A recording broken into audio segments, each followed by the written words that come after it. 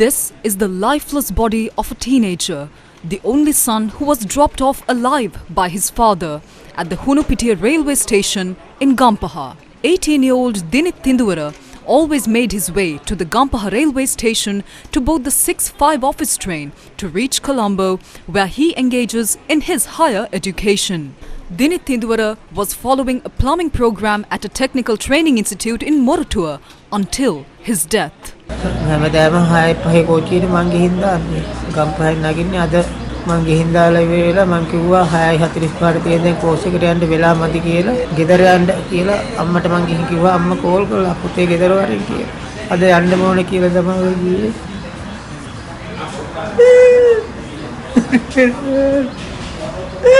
අයියෝ මේ ඉටේක කීත තමයි මේ දේරම දෙවුනේ නැත්නම් පුතා යනවා 6:05 කෝච්චිය හැමදාම ගිහලා වෙලාවට එතෙන්ට යනවා කෝස් එකට. The train that operates at 6:05 in the morning did not operate on this fateful day. A strike by the Locomotive Operating Engineers Association of Sri Lanka Railways delayed the train to 6:45 a.m. When this particular train reached the Gampaha railway station, it was already packed with office workers and school students, and the only place available for anyone to travel was the roof. One person had recorded footage of the train as it reached the Ragama railway station, and Dinit Tinduvara was seen on the train. Unfortunately, his journey was cut short as he collided with the roof of the Horape railway station, which is located between Ragama and Kalaniya. The lifeless body of Dinit Tinduvara was taken to the Hunupitiya railway station in the same train. අතන එනකොට මාළ උඩ ආවේ කෝච්චියේ මාළ උඩ ඇවිල්ලා එතන පාලෙම උඩ වැදුනා. වැදෙනකොටම වැටුණ ඔළුව පාත් කරා. Dinit Tinduvara, a resident of Moragoda in Gampaha, was a brother to two sisters. As the only boy in the family, he also worked in a garage whenever possible while engaging in higher studies in order to support his family. A young man who was also travelling on the same train posted the following on Facebook. Translation of the Facebook post. The Kandy Fort train at 4:30 was converted to a semi-train due to the strike. It was packed and people could not even travel on the footboard.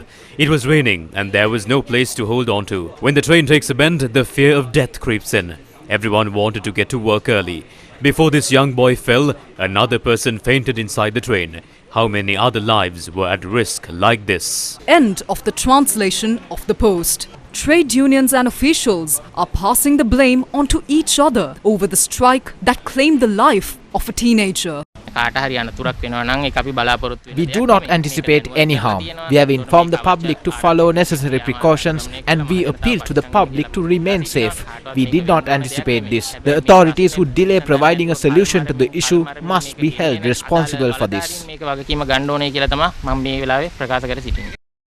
As the country's Minister of Transport, the responsibility lies with Minister Bandula Gunawardana, who is also the cabinet spokesperson.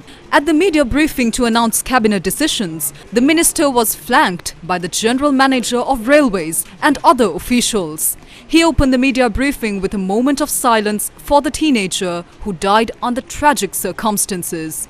A country that is in trouble and unable to recover will not sustain with trade union terrorism. If I am responsible for the death, I will resign immediately. A meeting was scheduled for 4 p.m. tomorrow and yet they orchestrated this strike as a means of terrorism and it led to the death of a boy. All those factions are responsible for this. The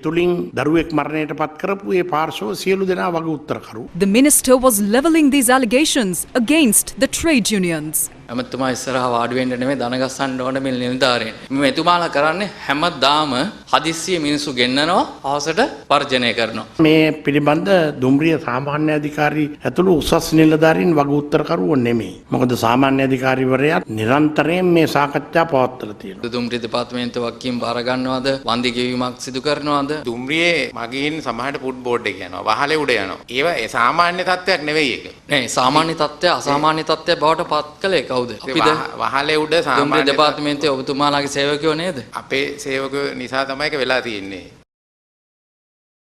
Thousands of Sri Lankans were severely inconvenienced by the trains that operated in the morning, which claimed the life of a teenager and put the lives of many others at risk. Over 119 train journeys were cancelled during the day. Railway Superintendent M.J. Indipolake said all trains that did operate were delayed.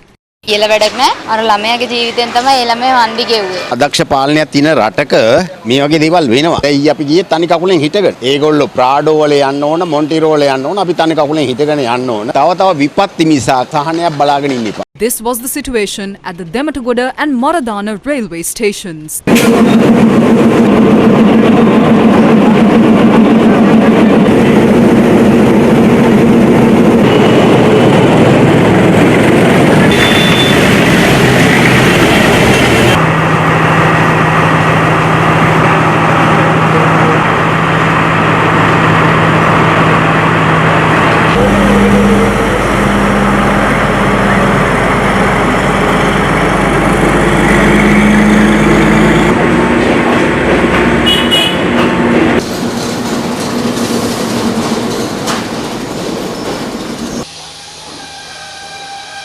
ඊයවත train නැහැ. එකපාරටම කියනවා train නැහැ කියලා කියනවා. මිනිස්සු සම්පූර්ණ අසරණයි. ඒකට එක්කෙනෙක් දැන් වැටලා මැරෙනවා. ඒ ජීවිතවල වග කියන්න කෙනෙක් නැහැ මේ රටේ.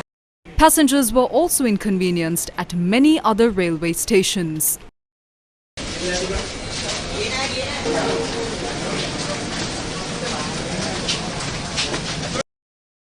Why did the Locomotive Operating Engineers Association of Sri Lanka Railways engage in this strike? There's no salary scale and the recruitment process has not been formalized. Therefore, there are no recruitments taking place. There are issues when it comes to promotions. In addition, there are issues surrounding the recruitment process as well. We have not been given a proper solution so far. A meeting is scheduled for tomorrow and we will attend the meeting. If the minister cannot solve this, who else can? ඒතකොට ගරු අමාත්‍යතුමාටත් මේක ඉදිරිපත් කළා මේක විසඳ ගන්න බැයි නම් අපි මේක කාටද කියන්න ඕනේ?